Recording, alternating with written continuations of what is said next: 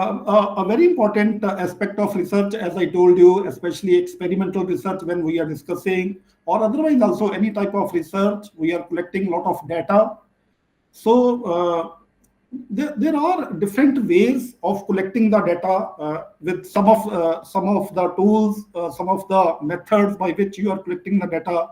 You will be quite aware. So I'll be discussing some aspects related to data collection. So let us see what I plan to cover. What is the data collection? What are features of data collection tools? There are various tools which we use to collect the data. So what are their features, their advantage or limitation in using a particular tool for data collection? Then a very important thing, a very important tool, as you know, is questionnaire. So how to construct a questionnaire, a well-designed questionnaire? What things that to be kept in mind? Which type of questions while framing the questions we have to be very we have to be very careful.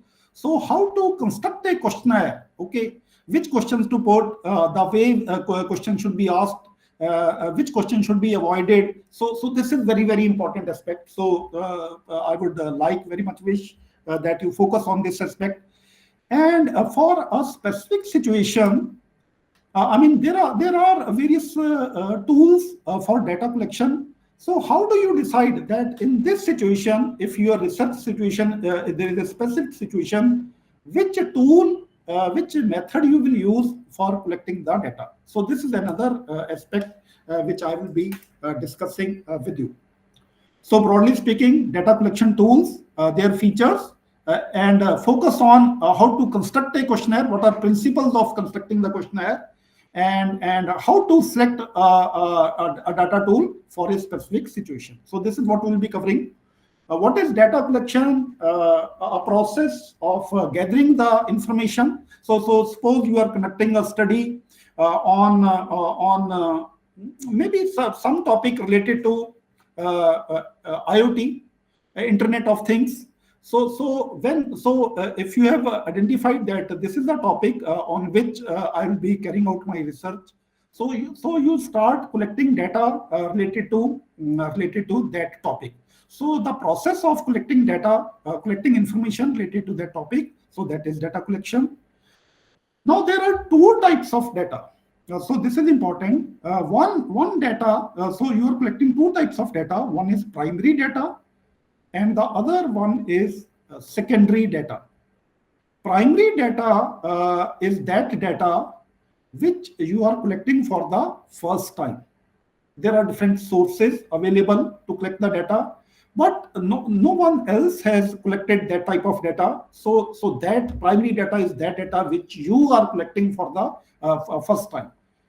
And then there's another type of data which we call as secondary data. So there will be certain data which has been already collected by some other researchers, by some other people for their study. So some data has been already collected, and you can also make use of that data which has been already collected by someone else. So that the data is readily available for you. So you need to identify whether that type of data is there, secondary data, and if it is so, then you can use that data. So there are two types of data: primary data and then the secondary data. Okay. Then especially, I mean, primary data, of course, you know, you have to, maybe you are manipulating some independent variable and seeing the effect on dependent variable. So you are measuring the data or collecting the information related to the change in the dependent variable. So primary data, most of the things you know. As far as secondary data is concerned, I mean, see, just let me give you certain example. I mean, what type of secondary data I have in my mind. So there is a lot of data which you will find as publication. There are certain government publication, certain report. Okay, certain journals are there. There is a lot of data in the books. magazines you can refer, and certain news item in the newspaper, certain reports. Maybe if there is a committee was set up, say, for example, a committee was set up to give their views on education policy. Okay, and that is how national education policy came into picture. So if there is certain report, you can get hold of that report. So that is the secondary data, public record. So all these things, if I mean, something, some study has already been done, some report has already been published, it is in public domain, some books are already there, some publication are already there. So that type of data, we can that can come under the category of secondary data. At the same time, there may be certain data which is not published. Okay, say for example, someone has written some diary. Okay, and you want to, I mean, see, in the social sciences studies, you want to know about a person. So how that person has whether that person has written some information, given certain information. He has written some diary, he has written some letter to his friends or his relatives, or some autobiography has been published. If you can get hold of that thing, some unpublished data, so that can give you a lot of inputs related to your research study, especially if you want to you want to go in for historical research. So this is some historical research. You want to know about certain event which happened in the past.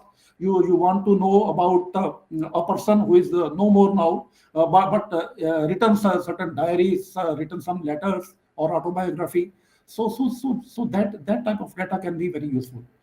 But important thing here is that your secondary data must be reliable, must be suitable to your study. You need not collect all type of data. Only thing that is relevant to your study, you collect that data, and it should be adequate. Okay, there are different types of data. I hope that with some of these tools you will be quite familiar. But then there are certain other things which may be new to you. So let me share with you one type of method of collecting the data in your research is test. Okay, test. I will tell you about this one. Another method is use of interview. Interview. So you go to some person and you interview them and get certain information from the interviewees.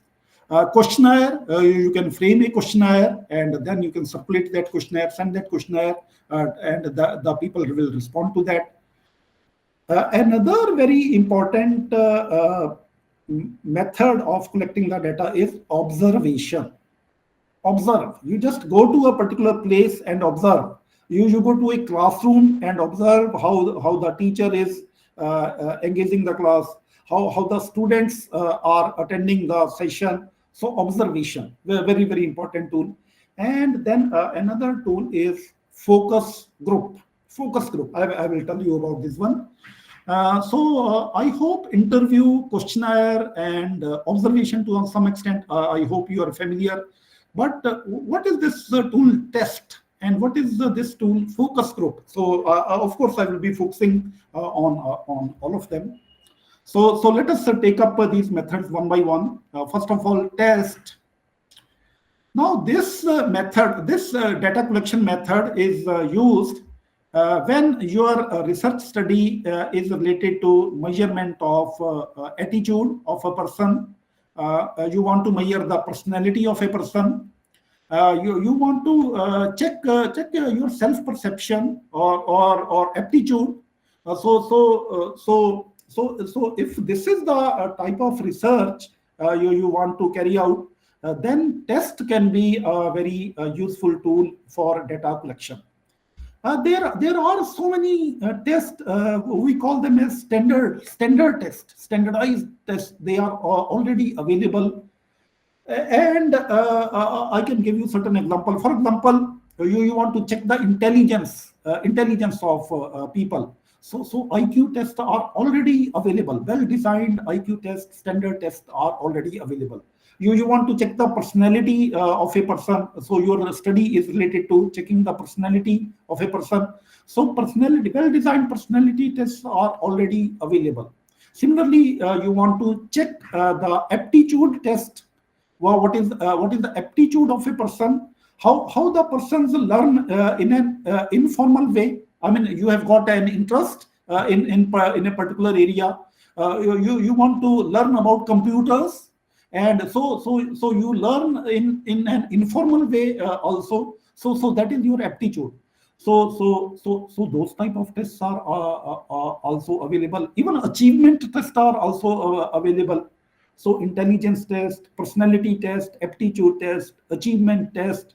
So all these tests, some standard tests are available.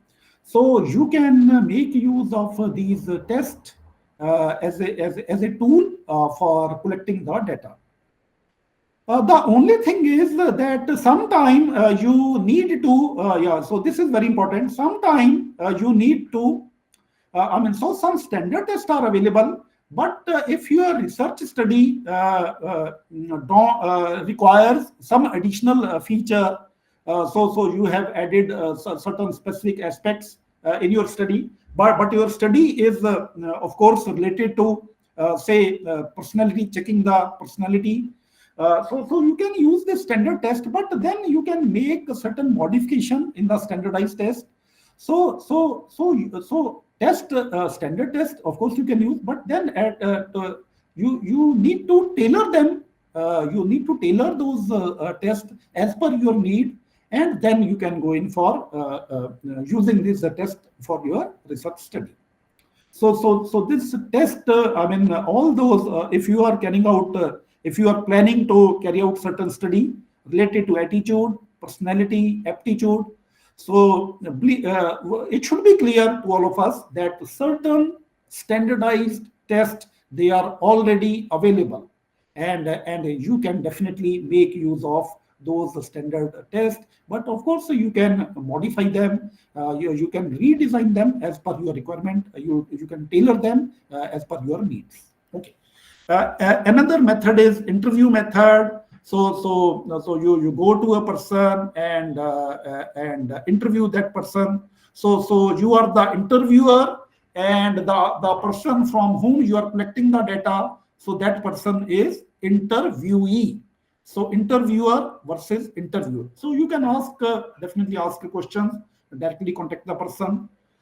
Now, two things are very important here. I will not be going into details of this one, but two things are very important. If you want that, at some point of time, if you are conducting research, some point of time you will be using this method. So here, two things are very important. One thing is that if you plan to conduct, if you plan to collect the data by using this method, interview method, so having a rapport with the interviewee, that is very, very important. Having a rapport, okay. Good, a proper understanding with the person, and at the same time, there must be trust between the two persons. Okay, if there is a thinking, that if the respondent is not sure what type of question you will be asking and how those questions will be used, so that trust, if that trust deficit is there, then that interview, then this method will not be effective. So please ensure that you build a rapport with the respondent, and at the same time you develop and maintain that trust during the interview. And one very important thing that will keep in mind is that because see, interview during interview you'll be checking the details, you will be asking different type of questions, and you are expecting the interviewee to tell in detail about certain aspects of your research. So utilize probe during your interview. What is probe? Probe is that you are prompting the interviewee so as to obtain clarity on certain aspect of your research. You want to obtain certain additional information from the respondent. So sometimes even you are asking the same question in a different way. So that, I mean, you must have seen on your television. Sometimes the reporter is asking certain politician the same question in a different way. So that somehow the reporter is able to get certain additional information.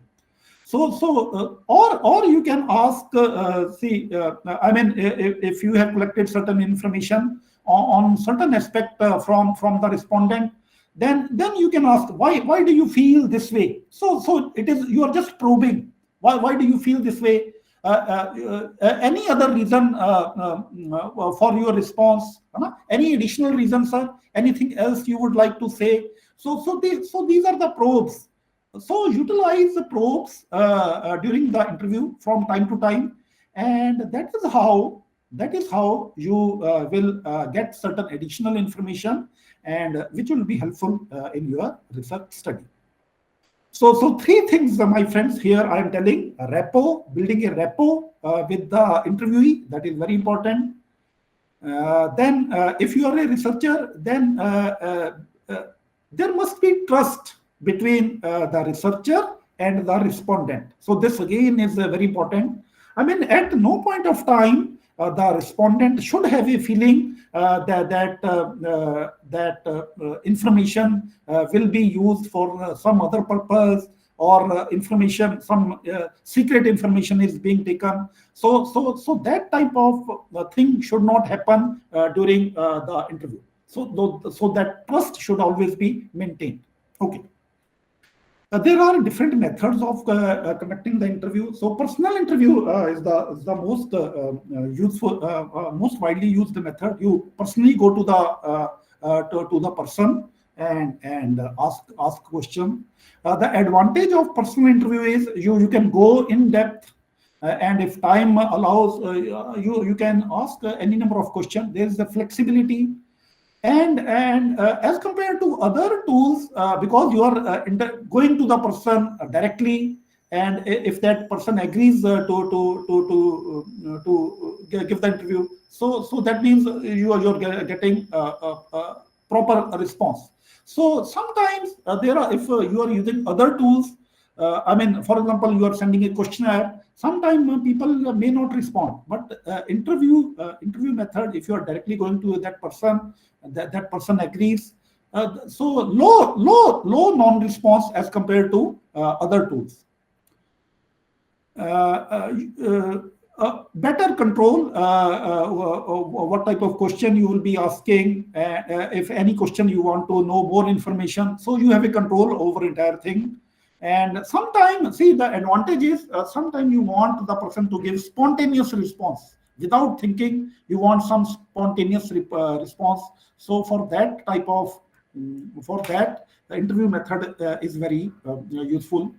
And sometimes you can also adapt your interview depending on the education level of the respondent.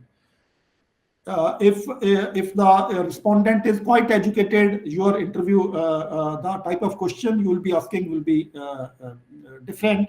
But if the respondent is not educated to your desired extent, then you may have some different question, or you may skip some question.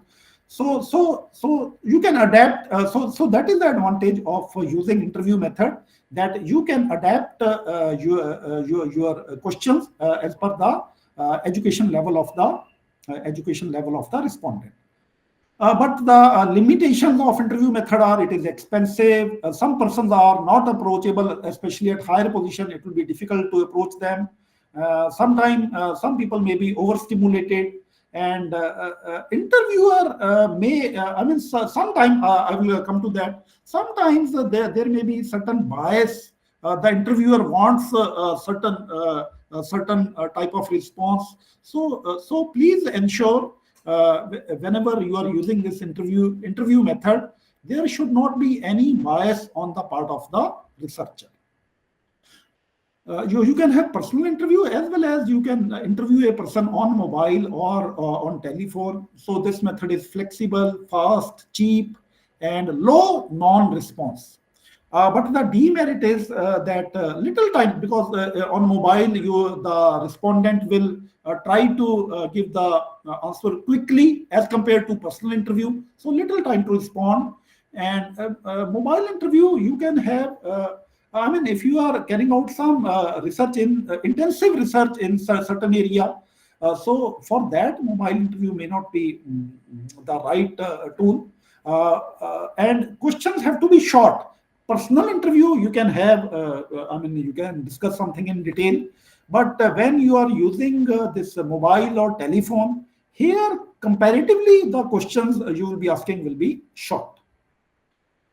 Plan in advance when you will be conducting the interview, friendly environment, informal way. Please try to have some informal environment, some informal question you can also ask, so that you have the right type of environment for conducting interview. Rapport, as I already told you, rapport, building a rapport is very important. Your interview should be free flowing. Okay, so that again is very, very important. And whenever the respondent is giving answer, so please listen carefully, listen with curiosity. So that again is very, very important aspect of interview. So this is the method of whenever you are using this interview as a tool. Prepare the interview schedule, what type of questions you will be asking, in which sequence you will be asking the question, in how much time your interview will be over. Okay, so some additional question where you can ask, or at what point you can ask some additional information. So that is preparing the interview schedule. Then select the person from whom you will be getting the response. So then you ask whether that person will be, can you go to that person? I mean, will there be personal interview, or that interview will be held on telephone or mobile? So select the person, and then you directly interview that person, compile the data, analyze and interpret the data. So that is how that is the method of using the interview. Then another method, my friend, which is used to collect the data is observation method. Okay, no questionnaire, no survey, no interview, only going to a particular place, maybe going to an institute, going to certain classroom, and checking the behavioral pattern of people. Going to a mall, you want to check how the people are purchasing the things, how they are behaving, how they are interacting with the person who is sitting at the help desk. So you want to check the behavioral pattern of people in certain situation. So if that is the type of study you are carrying out, then observation method can come in very handy in such situation. You can collect data by using this method. Okay, again, the steps for collecting the data through observation. So what you need to observe, you need to observe the behavior. You need to observe the value that the respondent gives to a particular thing. Maybe your behavior, your value towards the cleanliness, your behavior towards certain things, certain phenomena. So what you want to observe, how the people will react to a certain situation. So identify what you want to observe, then select the participant, and after that you really conduct that observation. You go there, conduct the person, observe that person, observe the attitude, observe the behavior of that person, compile the data and analyze the data. Okay, there are different types of observation. I will be just giving you, sharing with you some of them. So here One type of observation I'm calling as structured observation. Structured observation. Okay, so here structured observation is conducted using specific variable. Okay, and according to a schedule. So you have a schedule, well-defined schedule, that I will be observing this thing. Certain variable you have decided that. For example, you are going to a classroom. So you want to observe how many times the teacher will be asking question from the student. So there's a the duration of the class is 1 hour. So during 1 hour, how many times the teacher will be asking question from the student? Okay, so this is one thing. How many time the student will be the teacher will be asking the student to solve any problem during the class. Okay, so this is one another observation. How many times the student will be asking any question from the teacher. So these are specific variable. You have already decided that I will be focusing on these things. So if that is the situation, so this is your structured observation. Whereas in other case, we call it as unstructured observation. So this is conducted in a open and free manner. So there is no predetermined variable. Okay, so you will just go to the class and observe whatever is happening in the class. So you will be noting that one. Okay, so no predetermined variable, no predefined schedule. So you are just going to a place and entirely observing everything that is happening there, and then after that you will compile the relevant data which is relevant to your study. So structured observation and unstructured observation. And there is another two methods by which we classify observation. One is overt observation, and the second one is covert observation. In overt observation, the subjects are aware that they are being observed. Okay, for example, you are going to a classroom.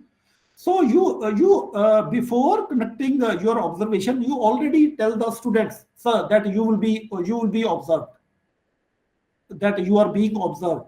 Okay, so that is overt observation. Whereas in covert observation, there's another observation, covert observation.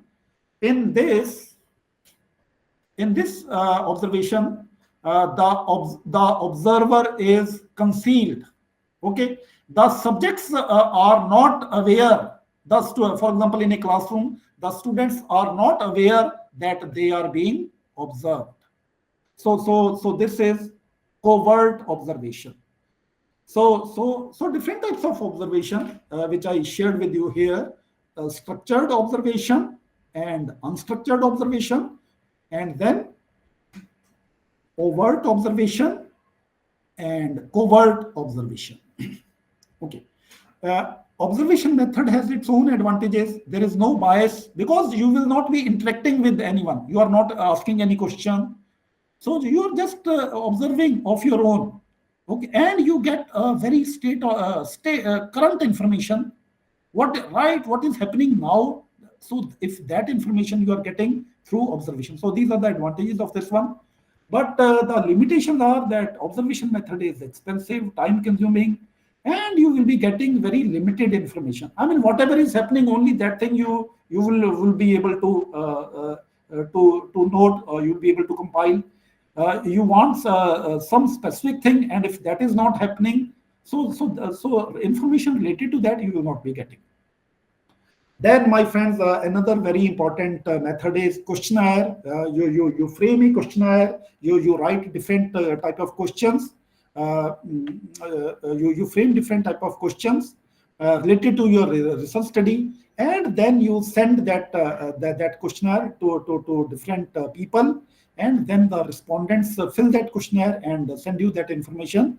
So this is the questionnaire. I hope most of you are aware with this method. You can ask a different type of questions while framing the question. There can be multiple choice type of question, or close-ended question. There can be open-ended questions. Uh, the advantage of multiple choice questions are because you have already decided the choice, and the respondent has to tick one of them. So they are simple to answer, and at the same time simple to easy to analyze. Because you are giving them specific choices, so somehow I mean, we can say we are forcing an opinion, that they are supposed to give an opinion out of the given choices. So that may be one of the limitation. But if you are using open-ended question, the respondent can reply in his or her own words. So that is the advantage of open-ended question. But the problem is that it may be sometimes it may be difficult to analyze. So that may be the problem in open-ended question. So broadly here, what I am saying is that if you are using a multiple choice question, they are easy to answer, easy to analyze. Open-ended question, the respondent can reply in his own word, but they are difficult to analyze. Advantages overall, I mean, different type of questionnaire. You can also use the mixed type of mixed method of mixed type of question in the questionnaire. I mean, some questions are open-ended, some are closed-ended. So this type of thing you can always do. Questionnaire method, low cost. You are giving enough time to the respondent. They can take their own time, 1 week, 2 weeks they can take, and then send the questionnaire back. It is free from bias. And sometimes certain respondents are not easily approachable, so you can get the feedback from them by using this questionnaire method. And you can use a large sample. I mean, you want to collect information from say 100%, 150%, you want 200%, 200% you want to get their feedback. So their interview method or some other method may not be useful. Here, if you are having a large sample, then questionnaire method is the best. But limitation, it is time consuming. Respondents need to be educated, and sometimes if you have sent a questionnaire to some person, that person is not clear about a particular question, so then he will not reply to that question. So our questions, our question items that you are writing in the questionnaire, they must be very clear. Otherwise, sometime you will not get proper replies, or no reply. You will not get any reply related to certain questions. Then there's another method which is related to questionnaire only, which is a schedule method. I mean, related to both these methods, questionnaire and interview, the researcher is going, see, in schedule method, the researcher is going to the respondent, okay, and the researcher is asking the question in a listed order. So there is a sequence you have made that you will be asking 10 questions, and this is the sequence in which I will be asking the question. So you are going to the respondent, asking the question in the listed order, and now this is very important, and the researcher is recording the response in the provided space. So here the respondent is giving the answer, but the researcher is recording the response. The respondent is not recording the response. It is the researcher who is recording the response. So if that is the way you are collecting the information, so this is called the schedule method. Okay. Now I come to very important aspect, especially when you are constructing a questionnaire. When you are constructing a questionnaire, what are the principles of constructing a questionnaire, and what type of question you should put in your questionnaire, what type of question you should avoid in your questionnaire. So that is very important. Some terms, I'm sure that some terms at the end of this session, some terms, some type of question you will get familiar, and try to avoid those questions when framing your questionnaire. Okay. So one thing is, okay, so these are the principles of questionnaire construction. First is that your questions or your question items, they should be consistent with your research purpose. Any question you are asking from the respondent, so it should be related to your research study. You should not be asking any irrelevant question which are not connected with your study. So that will lead to trust deficit. Okay. So there must be, I mean, clear. There should be clarity to the point. Question items which you are writing in your questionnaire, they should be to the point. Avoid use of loaded question, avoid use of leading question. So okay, so this is very important. What is loaded question and what is the leading question? And you should I'm saying you should avoid these question, this type of question. What is loaded question and what is leading question? Okay, so let us see what is loaded question. Loaded question is a question that is designed in such a way, a question which is written in such a way, and it is actually suggesting you to respond in a desirable way. Okay, it is leading you to respond in a desirable way. It is emotionally charged. Most of the time, it is emotionally charged, and the why this type of question is leading you to respond in a desirable way, because it contains some some assumption. Okay, some assumption. I mean, the question, the researcher has certain assumption in his mind, and based on that, he develops a question which is emotionally charged, and it is leading the respondent to respond in a desirable way. Okay, so loaded question.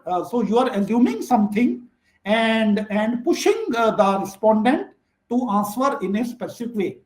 Okay, so many times you must have seen on the on your television on different channels. So these types of questions are being used whenever certain information you want to get. So for example, I'm just giving you one example. So example of a loaded question. Okay, so suppose I'm asking this question from anyone. If I'm asking this question, do you think that you should keep more of your hard-earned money, or that the government should get more of your money? So I'm asking this question from some person. Do you think that you should keep the money, or you should give some part of the money to the government? Okay, and especially see here. So this is a loaded question. Why?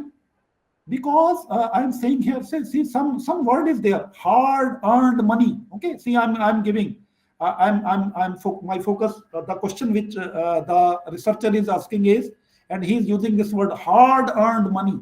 Okay, so when you are asking this type of question, you are suggesting to the respondent that whatever money you are earning, that you are earning with lot of difficulty, you are putting a lot of efforts, and that is why you are earning this money, hard earned money. Your money is hard earned, and then you are asking, do you think that your hard earned money, you keep it, or government should most of the hard earned money should government make use of that one? So because you are using this hard earned money, you are pushing the respondent to in a direction, and that direction is most of the people. If you are asking this question, most of the people will say that yes, we want to keep the hard earned money. Right? So this is a loaded question. So try to avoid such question, such loaded question, which are suggesting the respondent to respond in a desirable way. Okay, so this is a loaded question. Another is the leading question. Leading question. Okay, another question. This question also you should avoid. So leading question is a type of question. It is suggesting you to answer in a particular way. It is because it is phrased in such a way. Leading question is phrased in such a way that it will lead the respondent to answer in a specific way. Okay, so it is prompting the respondent to answer in a specific way. So this type of question is called leading question. For example, like other students, do you study late at night? So this is a leading question, because here, see, I am saying like other student. So like other students means that most of the students are doing like this one, and I mean, yeah, it is actually leading you to answer in this way, that you also study late at night. So here, so this is the term. So this is these are the three words, like other students. So they are leading you. They are leading you to respond in a particular way. And similarly, there's another question. If the researcher is asking the respondent this question, don't you agree? Or, for example, I am asking you this question. Okay, you are the faculty members in various technical institution. So for example, I am the researcher, and I am asking you this question. Don't you agree that faculty in technical institution should be given more facilities? है ना? Don't you agree that faculty in technical institution should be given more salary? है ना? So, okay, so here, no, this is also a leading question. And why it is a leading question? Because here, so these words, don't you agree? Okay. So please try to avoid these type of thing. Avoid these type of leading questions, because then the information the information that you will be getting from the respondent, that will not be accurate. So avoid loaded question, avoid leading question, and then I come to another principle. Do not use double-barreled question.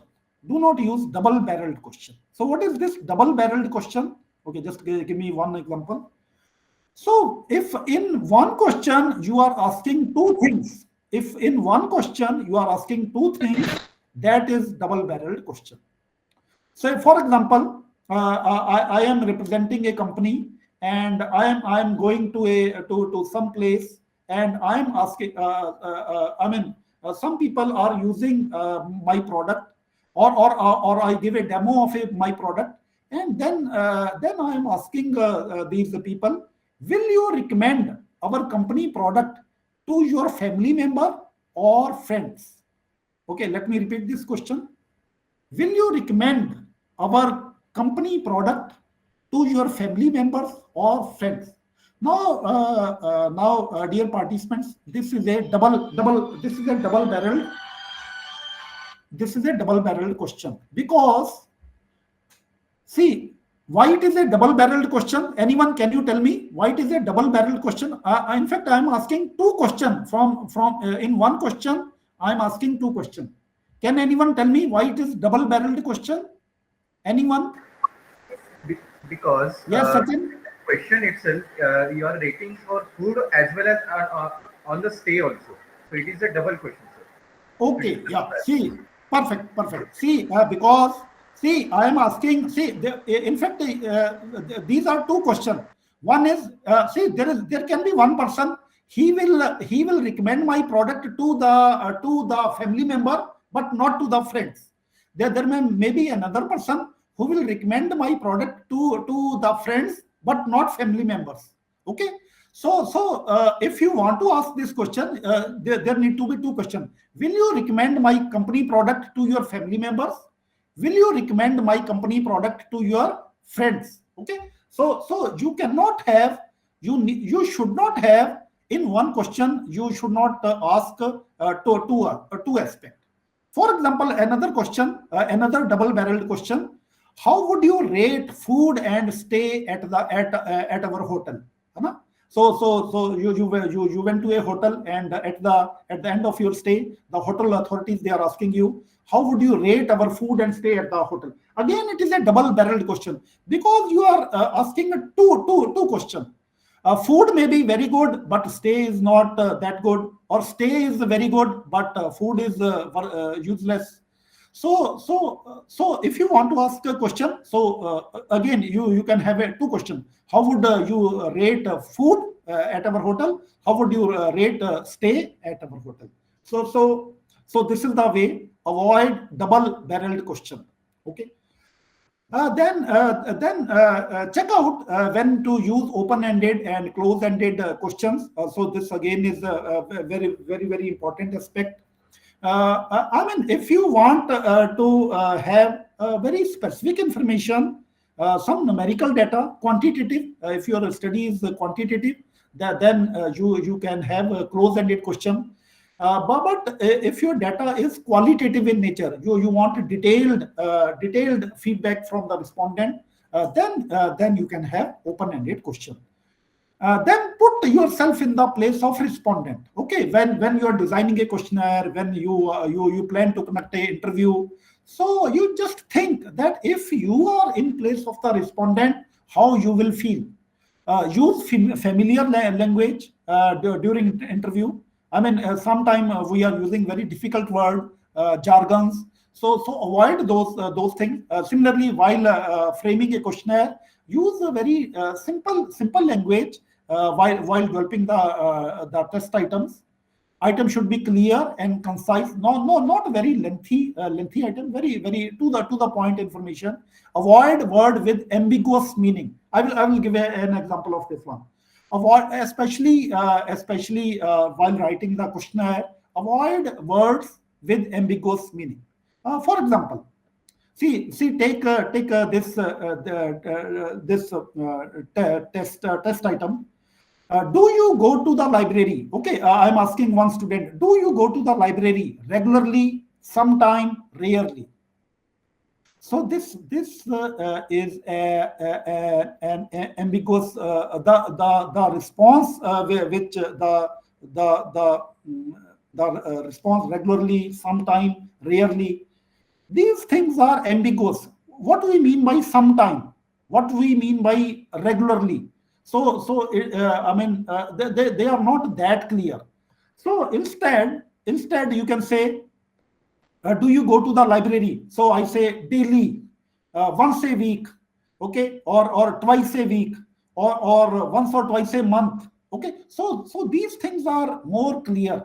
Whereas when you say, do you go to the library sometime? What is the meaning of sometime? Sometime, does it mean once a week, or twice a week, or once a month? It is not clear. Sometime does not mean anything. So you need to be very clear. So ask in specific term. Okay, daily, once a week, twice a week. So something like that. So modify or have those type of responses, and avoid ambiguity in your while writing the test item. Then then another 3 to 4 things which are very important. Make the response options mutually exclusive. Make the response options exhaustive. So both these things I will be sharing with you. Make the response options mutually exclusive. What is mutually exclusive? Say for example, okay, I'm taking one example. Suppose I want to get this information. So I am framing a questionnaire question. Percentage of marks you scored in the 10th class. Okay, so I'm asking certain students. They have to give me feedback on this one, and I want to use it in my research study. So percentage of marks you scored in the 10th class. And these are the response options. 4 response options I have written. Less than 40%, 40 to 60%, 60 to 75%, and greater than 75%. मेरा वो चल रहा है, एक online lecture चल रहा है. So my friends, so this is one question. Percentage of marks you scored in the 10th class: less than 40%, 40 to 60%, 60 to 70%, greater than 70%. Now my friends, there is a problem in the response options. Can anyone tell me what is the problem in the response options? They are not mutually exclusive.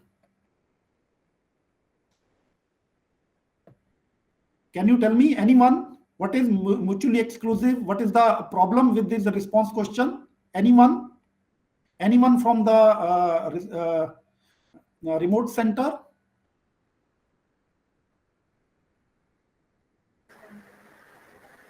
Hello? Yes. Yes, sir. 60% response is common in 40 to 60 also, and 60 to 75 also. Yes. So this is the problem. Perfect. Okay, I'm very happy with the response. See, suppose one student has got exactly 40%. So what will be his response? No, so sorry. One person has got exactly 60% mark. So either so he can also give the response in 40 to 60, and he can also give the response in 60 to 75%, because 60 you have put in both the category in both the responses. So that is the problem for 60%, because you have put 60% in two response option. That is why it is not mutually exclusive. So if you want to make it mutually exclusive, so you can say from more than 60, so you can say more than 60%, and from 60, I mean greater than 60 and going up to 75%, and then next is greater than 70%. So let me write it: more than 60, more than 60, and less than or equal to, there is a signature for this one, less than or equal to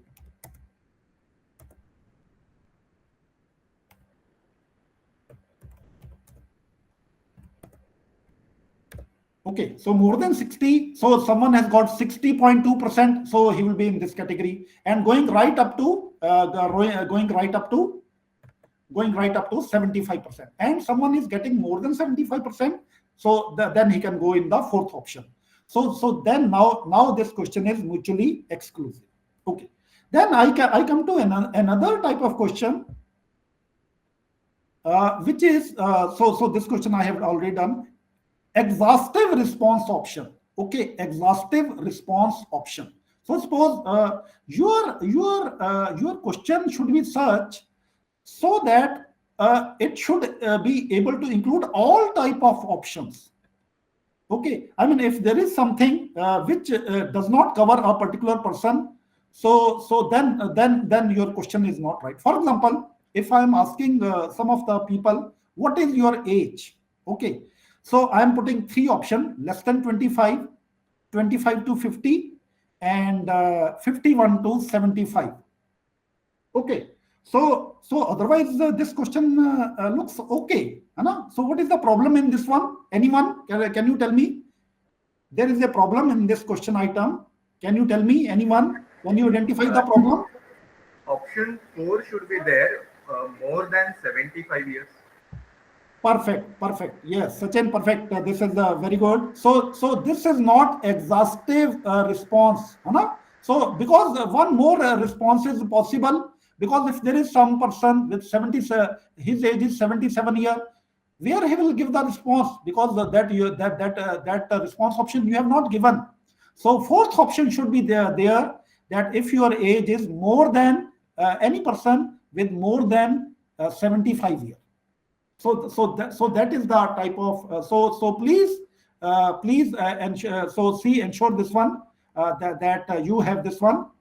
Make the response option exhaustive. Make the response option exhaustive. Your response option should be exhaustive. This question is not exhaustive response. This question does not have exhaustive response option. Only three options are there, but we need to have, as Sachin has rightly said, that there should be 4 response option, and the fourth option should be more than 75 years. Okay. Then if you want to measure something which is abstract in nature, something you want to measure which is abstract in nature, for example, intelligence. Intelligence, there are so many parameters which will come into picture while measuring intelligence. For example, word power. You have some person has got word power. He remembers. He can use different types of words to convey certain thing. Memorize, memory power. You are able to comprehend quickly, easily. You are able to perceive certain thing faster as compared to other. So all these things together will means intelligence. They contribute towards intelligence. So my friends, what I want to say here is that whenever you want to principle number 9, Whenever you want to measure in your research study, if you want to measure something abstract in nature, for example, intelligence, for example, personality, or some other thing which is abstract in nature, then you use multiple item. You cannot measure abstract item with one item. You will have to use multiple items. For example, I am sharing some information you will be collecting related to word power, some questions you will be making related to your memory, some things you will be asking related to comprehension ability, something you will be asking related to perceptions, and then you combine all these things, and based on this thing you can reach what is the intelligence level of the respondent. So measure multiple test item, use multiple test item to measure an abstract construct. Okay. Then I come to the last tool, focus group. Focus group is another method in which you want to check the perception, opinion, attitude, or belief of certain people towards a product, towards a service, towards advertisement. You want to know their opinion about packaging. You want to know about opinion about marketing. So anything, any perception, opinion, attitude, belief you want to know, you can use this focus group. So here, the respondents sit in a group, and questions are asked from that group, and participants, the respondents, they are free to talk with other people, and the researcher will be taking note and recording the information that they are getting from the group. So this is the type of the focus group which is in action. So these are the participants. These are the people from whom you will be getting. You want to know get the information, and observer, as observer, you are noting down the thing, and there is some person who is moderating. Okay, so that the discussions, you want to have discussion on certain research on some certain topic which is related to your research study. So you tell the topic to the participants, okay, that I want to have opinion on this thing from all of you. So they discuss, all these participants discuss, give their view, and you are noting the view. So this is what is a focus group. Focus group is an interview conducted by but the moderator must be experienced person. Only then you will be getting be able to get the proper feedback. You can have more people, less people, but 6 to 7 people, 6 to 10 people is a good group from who can be involved in this focus group. And participants, as I told you, they are free to express the ideas. They are free to express their concern. So it is conducted. This focus group interview is conducted in a natural way. So these are some of the advantages. Moderator can keep the discussion under control, free and open discussion, and expressions such as gesture and stimulated activities. So they can also give useful insight to the researcher. But the limitation is, if the moderator is inexperienced, then much information, you will not get much information. If respondent is reluctant to share the information, even then you will not get the information. And due to small sample size and heterogeneity of the individuals, focus group finding may not be adequate to make, if you want to make projection what is going to happen in future. So because your group is sometimes your group is heterogeneous, small, and small sample size is small, so focus group may not be adequate to make future projection. Okay, now my last 2 slide which I am showing here is how to select data collection method. Okay, so suppose you are conducting a study, you plan to conduct a study, and you ask me, sir, okay, I know that these are the tools, interview, questionnaire, observation, focus group, but which tool I should use in my research study? So how do I decide? Okay, so this I'll be showing the 2 slide I'm showing. So one thing is what is the purpose of your research? Okay, this is one thing on which you can decide which tool you will use to collect the data. If your research focus is on behavior, research focus is on knowing the characteristic, then you use observation method. If the topic research, the topic in which you are doing the research, you want in-depth understanding of that topic. Okay, you want in-depth, detailed understanding of that topic, then you can go in for interview. If you want to establish a relationship between two variable, for example, dependent variable and independent variable, and other variable you want to you be keeping constant. So if you want to establish relationship, then you can use questionnaire. Okay, what is the scope of your research? That is another parameter which can help you to identify your data collection tool or data collection method. If your research is in one big organization, I mean, you want to collect information, but only from one big organization, then you can go in for interview and focus group.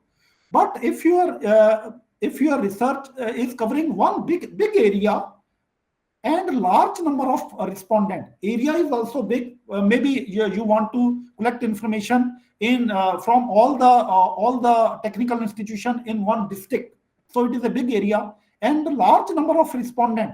So all the engineering colleges in a district. So it is a quite a large number of participants. So you can use a questionnaire. But if your research covers big area is big, but number of respondent you want small. For example, area is big, district, all the technical institution in a district, and the respondent will only be the principal of the institute. So that means respondents are comparatively less as compared to if you want to collect information from all the faculty members of technical institution in a district. So small number of respondent, but the area is covering big area, then you can go in for interview in person or telephone. Okay, sample size is another parameter which can help you, which tool you should use, data collection method which you should use. If sample size is small, you can go in for interview or focus group. But if sample size is large, you can go in for questionnaire.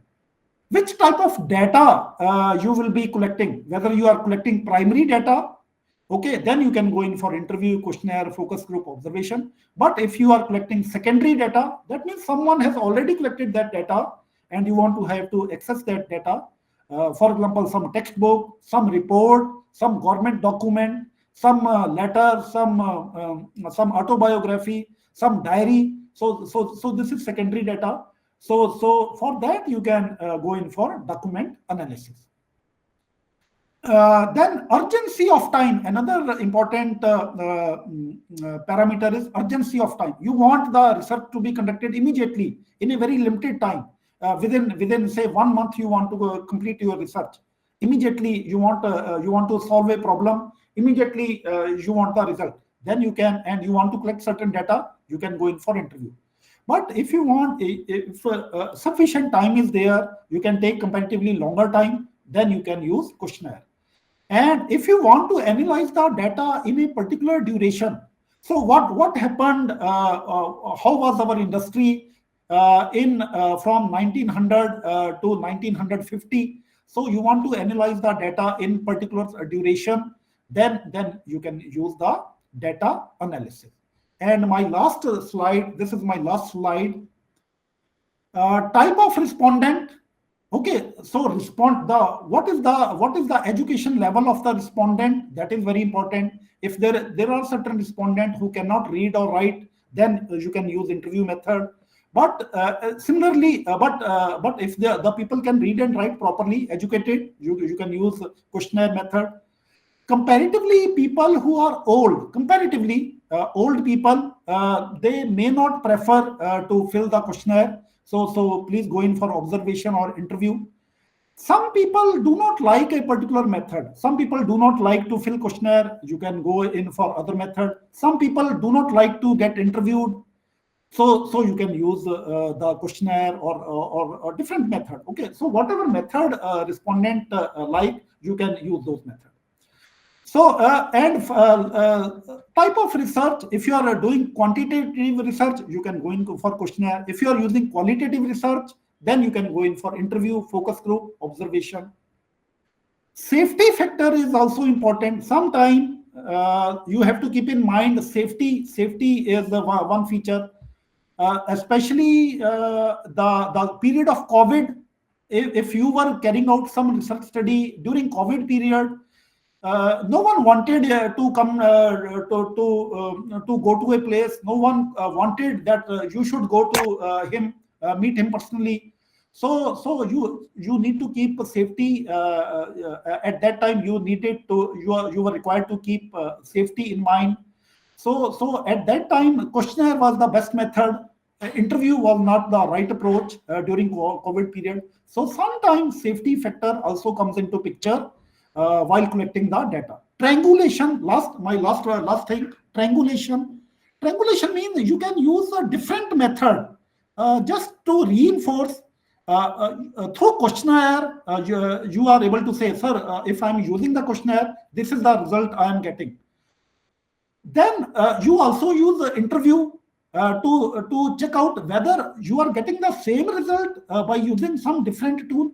You use observation method. By using observation method, whether you are getting the same result. So in this way, triangulation means you are using different types of data collection method to reach at your conclusion. So that is triangulation. So my friend, this is all what I wanted to share with you during this session.